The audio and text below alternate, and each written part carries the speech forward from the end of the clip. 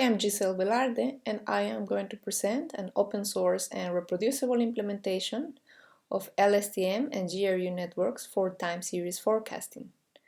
This is joint work with Pedro Brañas, Alejandro Bueno, Rodrigo Heredia, and Mateo López Ledesma. And it is presented at the International Conference on Time Series Forecasting 2022.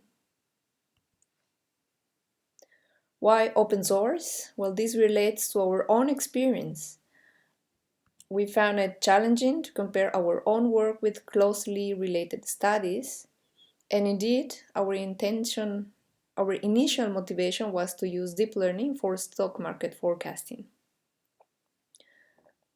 In the research papers we revised, the methods were described, but the implementations were not shared, and the datasets were not available. So for us, reproducible research is still a milestone.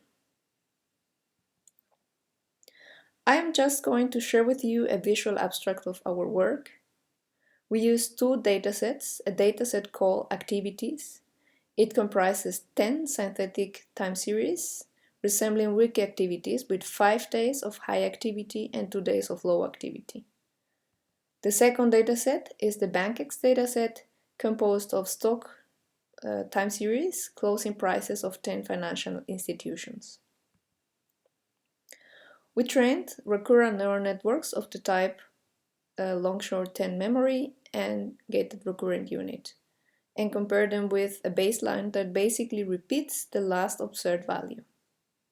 LSTM and GRU are two related deep learning architectures from the recurrent network family. Our evaluation is performed on 1 and 20 step-ahead forecasts using root mean squared error and directional accuracy. And finally, we perform visual inspection, since time series forecasting is a very visual domain. By reviewing the literature, you will find that recurrent neural networks model dependencies over time. Besides, as I mentioned before, we started our research aiming at forecasting stock market data, and we found that financial time series LSTM outperforms ARIMA. ARIMA is a traditional forecasting method that integrates autoregression with moving average processes. And the authors of the paper suggested that the superiority of LSTM over ARIMA was thanks to gradient descent optimization. In addition, we reviewed a systematic study that compared different artificial neural networks for stock market forecasting.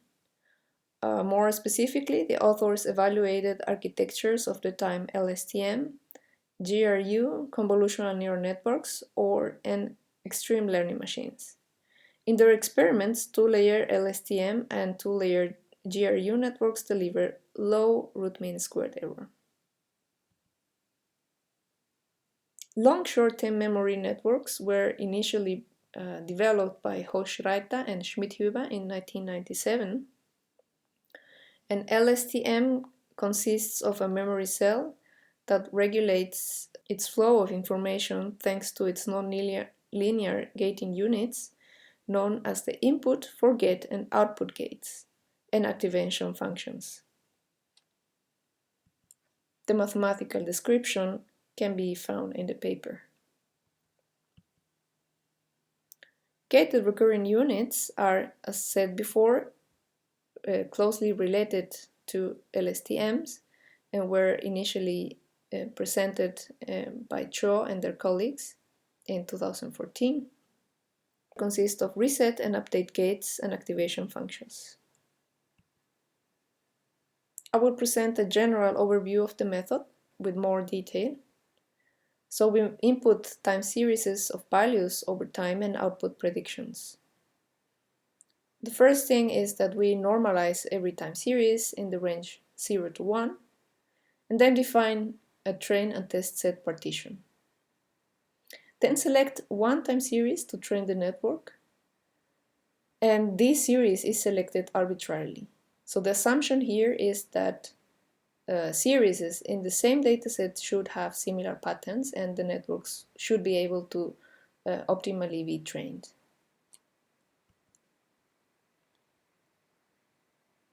The networks have a layer with 128 units, a dense layer with f steps ahead for the output, and we train with recurrent sigmoid and tan activations for 200 epochs with Adam optimizer, and we use mean squared error as our last function. The evaluation was performed on the test set. We use f steps ahead and root mean squared error and directional accuracy. Finally, we unnormalize again every time series for visual inspection. Consider a selected time series with values x1, x2, and xq.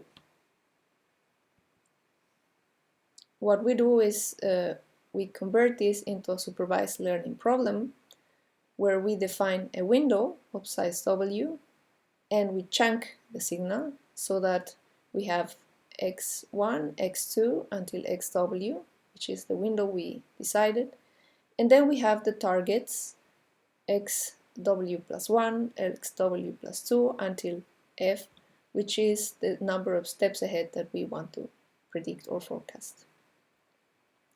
And then we shift in one point, so we go to x2, x3 until xw plus 1, and again we store the targets xw plus 2, xw plus 3, and so on, until we finally chunk the signal such that the last value is the last value of our time series.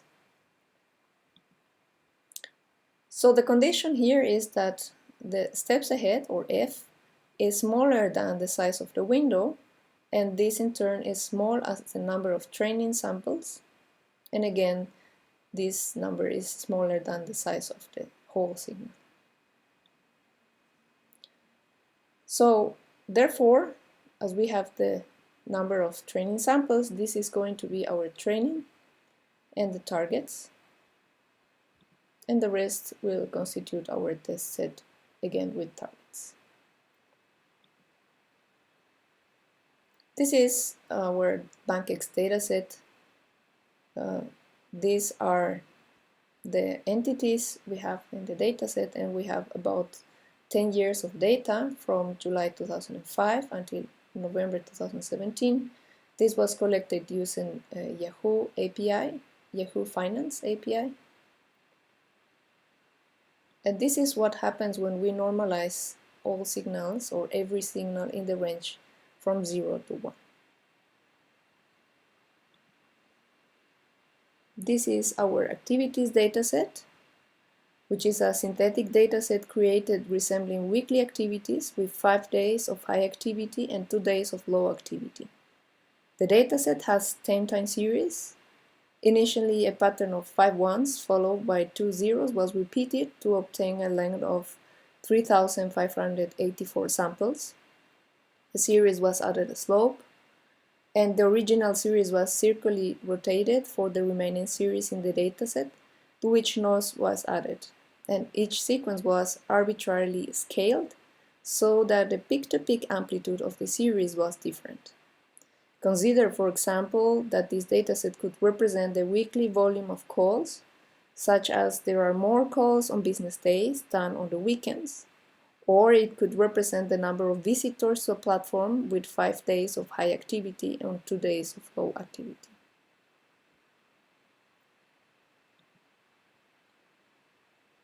Just as mentioned before, we used mean squared error for training our networks and root mean squared error for evaluation. Again, just to clarify what directional accuracy is, we are interested here in observing how good is our prediction in terms of the direction from the values at t respect to t minus 1. And these are the results. In one step ahead forecast on the activities dataset, we observed that both recurrent neural networks significantly outperform the baseline, yet GRU significantly outperform LSTM in terms of root mean squared error, while in terms of directional accuracy, both networks outperform the baseline, but they are equally good in terms of directional accuracy. For the 20 step ahead forecast on activities dataset, again we observed that LSTM and GRU significantly outperform the baseline. This time LSTM outperforms GRU in terms of root mean squared error as well as directional accuracy. However, on the BANKEX dataset, this is the stock market dataset, we observe no significant difference between any of the networks and the baseline in terms of root mean squared error and directional accuracy. Again, similar result happens for the 20 step ahead forecast. There is no significant difference from the results of any of the networks and the baseline, neither in root mean squared error or directional accuracy. To confirm the results, we go back to the visual representation, and this is one step ahead forecast. You will observe that none of the methods is better than the other. These are examples of 20 step ahead forecast. For the BANKEX dataset, this is the actual value in blue. The baseline is this orange line, and these are the results from GRU and LSTM. This is one example to get a feeling what the forecasts are doing. In contrast, on the activities dataset, we have here our blue line is the actual value, and you can observe how good both networks are delivering forecasts. Again, what the numerical values are telling us is confirmed by the visual inspection, that LSTM has a better directional accuracy as well. So to conclude, we presented a method and we showed that the networks can be successfully trained with a single time series if the dataset contains patterns that repeat, even with certain variation. This is true for the activities dataset, but for the stock market data, we failed to find an architecture that would outperform a baseline. So either our method is not appropriate, or some information is not reflected in stock market series alone. This is our repository. This is the BANKEX dataset. This is the activities dataset. And if you clone the repository, you will find also our notebook. Simply just run all the cells. And here you can change if you want to see the experiments for the BANKEX dataset. So just change this value to 1 for BANKEX dataset or 2 for activities dataset. And use F for 20 step ahead forecasts or 1 for 1 step forecasts. Here you can change also the path where you want to save the models. So we invite you to go to our repository and check out the implementation, dataset, and experiments. Thank you very much for your attention.